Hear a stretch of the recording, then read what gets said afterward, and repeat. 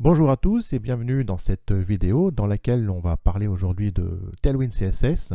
Je vais vous présenter donc ma nouvelle formation consacrée à ce célèbre framework et on verra ensemble donc le programme de formation.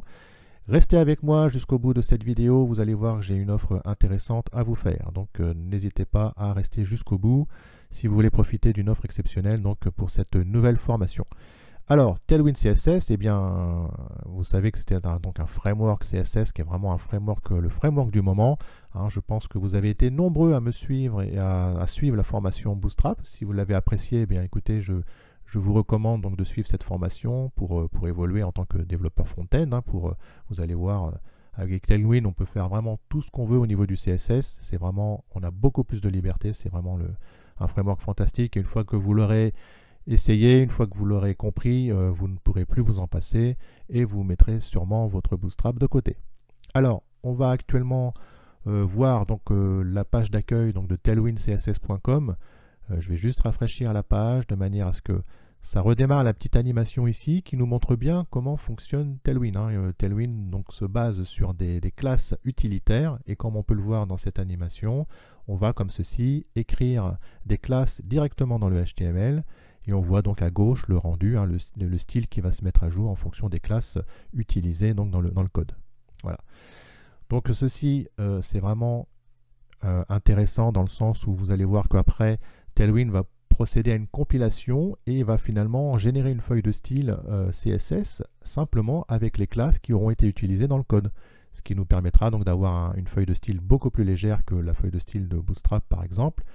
Et donc, qui dit feuille de style plus légère va dire un chargement des pages beaucoup plus rapide et éventuellement donc un meilleur référencement auprès de Google. Très bien. Alors, on va voir tout de suite le programme de cette formation ici.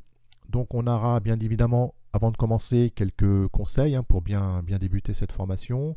On verra évidemment comment installer Tailwind, alors de deux manières, donc via le CDN et puis via la ligne de commande qui sera donc la méthode recommandée, surtout si on veut produire un site, mettre un site en production.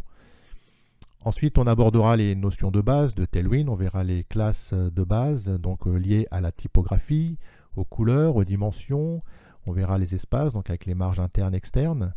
On verra les images, on pourra appliquer des filtres et des effets et vous allez voir que grâce au CSS3, on peut faire des filtres sur les images, des effets tels qu'on pourrait le faire avec Photoshop finalement. Donc on verra tout ça dans cette formation. On abordera également les bordures et puis après on s'attardera sur la mise en page et pour faire de la mise en page, on utilisera notamment les Flexbox, Grid CSS et puis on abordera bien évidemment le responsive design puisque vous allez voir avec Tailwind, c'est vraiment d'une simplicité enfantine de gérer donc le responsive design. Et puis on finira sur un cas pratique que je voulais vous montrer ici. Donc on fera cette maquette donc de Travel Agency, donc une agence de voyage fictive.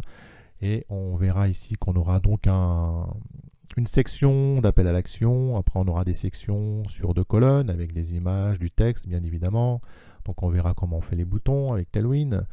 On abordera aussi ici une section sur 3 colonnes, on mettra des petites icônes, etc. On verra nos offres, on verra notre équipe avec les différents... donc là on sera sur 4 colonnes et puis on mettra un pied de page. Et puis bien évidemment, cette maquette sera responsive design. Si je la mets en version mobile, eh bien on verra que les éléments vont s'afficher les uns en dessous des autres, donc sur une colonne. Et puis la petite particularité aussi, on verra qu'ici au niveau du smartphone, on affiche une image en arrière-plan. Et puis sur la version desktop, écran plus large, on va changer cette image. Donc voilà, on fait ça tout simplement avec Tailwind. Vous allez voir que c'est très simple à faire. Voilà. Donc écoutez, donc comme promis, j'avais une petite surprise évidemment. Sachez que cette formation, je vais mettre le lien donc en description et je vous donnerai donc un bon de réduction de 50%, donc une formation à moitié prix pour les 10 premiers inscrits, les 10 premières personnes à s'inscrire à cette formation, puisque là c'est une nouvelle formation, donc c'est pour l'occasion du lancement de cette formation, j'accorde donc 50%, donc 13,50 € au lieu donc des 27 qui est prévu à l'origine. Voilà. Eh bien écoutez, n'hésitez pas, je vous donne rendez-vous donc pour cette formation, donc n'hésitez pas à démarrer, vous allez voir, Tailwind c'est vraiment un framework fantastique et vous allez l'adorer.